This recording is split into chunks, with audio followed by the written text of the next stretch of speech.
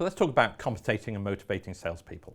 And there's a lot of mythology around this. In fact, if you ask most business people what they believe the number one motivator for a salesperson to be, most of them would answer, well, how would you answer? Yeah, I guess that's what most people believe. Most people believe it's money, it's salary. In fact, that is not true. Money, salary, is the number 3 compensator for most people. It doesn't mean that it's not important, and we have to talk about it, and we will do in a moment. But the most important motivator for a salesperson is really giving them the right role. We talked earlier on, as an example, about hunters and farmers. You give a naturally tended farmer the job of hunting, that will be the biggest demotivator that they will receive. And so number 1 motivator for salespeople is really what we call the nature of the job itself, what you ask people to do. The number 2 motivator is a sense of achievement, that they feel that they are successful and that they genuinely are successful. Selling, especially in the consultative world, is a very difficult task. It takes multiple months. The average sales cycle in the consultative world is about 9 months. And so there needs to be this feeling of achievement, this feeling of progress during that 9 months, otherwise you have demotivated people. And then the 3rd motivation lever is really the money, the salary, the total compensation. So I think it's really important to understand that money is important, but it's not the number 1 motivator for most salespeople.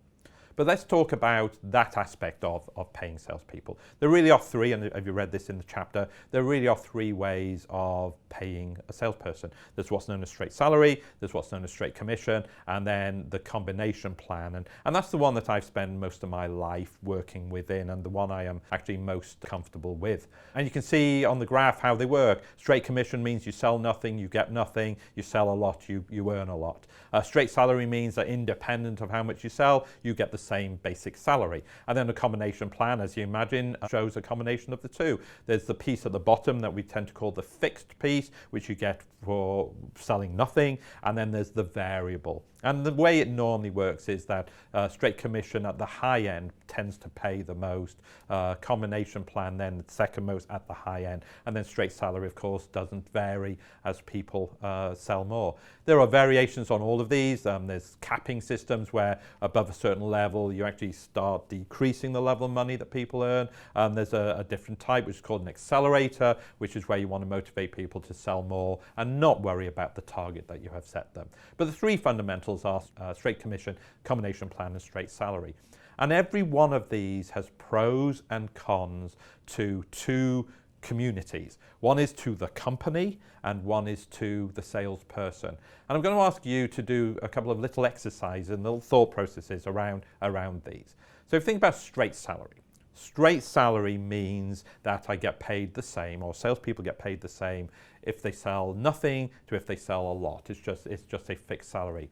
Now think about it from the company's perspective. What are the advantages of a straight salary? So let's just maybe give you a couple of minutes to think through what are the few advantages of straight salary.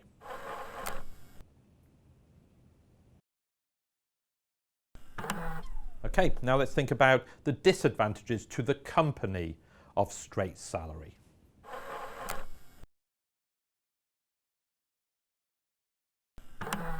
Let's flip this now. Let's think of the advantages to the salesperson of straight salary. What's the benefit to them if they know they're being paid a straight salary? So the positives.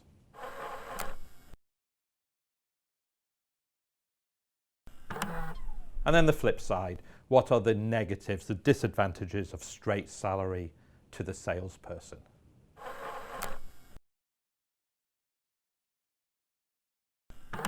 All right, so let's talk about straight salary. Pros, cons, and there's really no ideal system, which I guess is why combination plan tends to be the one that is used the most. But if we're just looking at straight salary, I hope in your thoughts and in your answers around benefits and negatives to the company, straight salary benefits to the company, they have a fixed cost. They know exactly how much they are going to have to pay, so they can budget for that.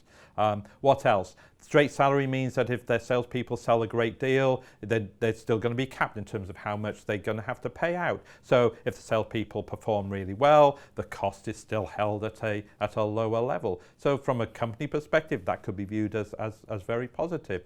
A straight salary It might mean that you are able to execute your philosophy of treating everybody the same. As a company, you might have that philosophy. So a number of positives to straight salary from the company. Now, the negative side, of course, for straight salary is if your salespeople underperform, you're still paying the salary. And so this could mean that for a poor performing year, you've still got a very, very high cost base around salary.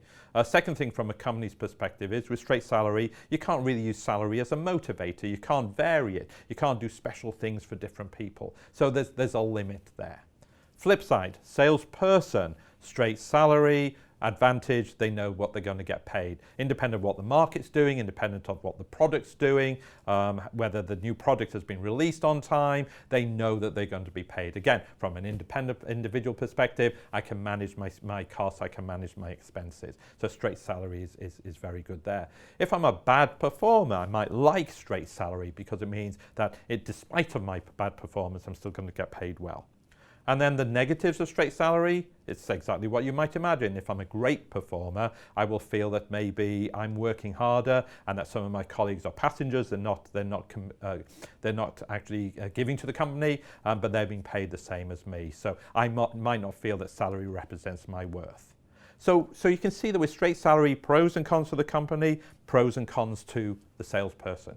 And it's exactly the same but opposite for straight commission. And I won't have you do the exercise yourself, but just as I'm talking, maybe think along with me. Think of pros and cons of straight commission to the company.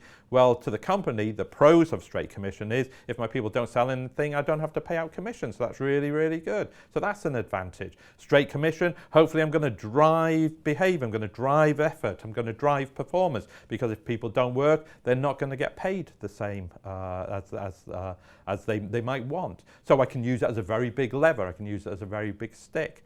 Downsides of straight commission to the company, it's the opposite. If my salespeople sell a lot, I have to pay a lot. So my costs are going to go up. I can't really predict. I can't really anticipate what's going to happen. And then again, from a company's perspective, and I think this is important to think about, is that from a straight commission, it might drive bad behavior in some of my salespeople. It might drive them to do things that are not in the interest of the customer and therefore not in the interest of my selling company. So there are some downsides to the company. Salesperson, similar but different. Straight commission, salesperson, the person that's really good is going to earn a lot of money. They're going to feel valued. They're going to feel remunerated for what they're doing. The person that doesn't feel very good is not going to earn a lot of money because they're getting paid on what they sell, and that could be a very bad demotivator. And again, from a behavioral perspective, I think this is really a downside to the salesperson. Straight commission might actually cause them to do things that they are not happy with. It might cause them in some cases to go outside of their comfort zone. So pros and cons company, pros and cons salesperson. Put those together, and that is why we begin to see in many, many places the combination plan. The idea of a combination is that I get paid some for basically doing my job, and then there's also this kicker, there's this accelerator, there's this motivator for doing the extra piece, which is generating revenue for the organization. But here's something I just wanted to ask you about while we finish up on compensation to think about. And let's connect this with an earlier piece we talked about, which was farmers and hunters.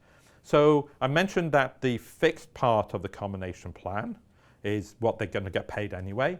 And then there's the variable, which is to do with something based on how much they sell. Now think about a farmer and think about a hunter and think about varying the fixed and the variable piece.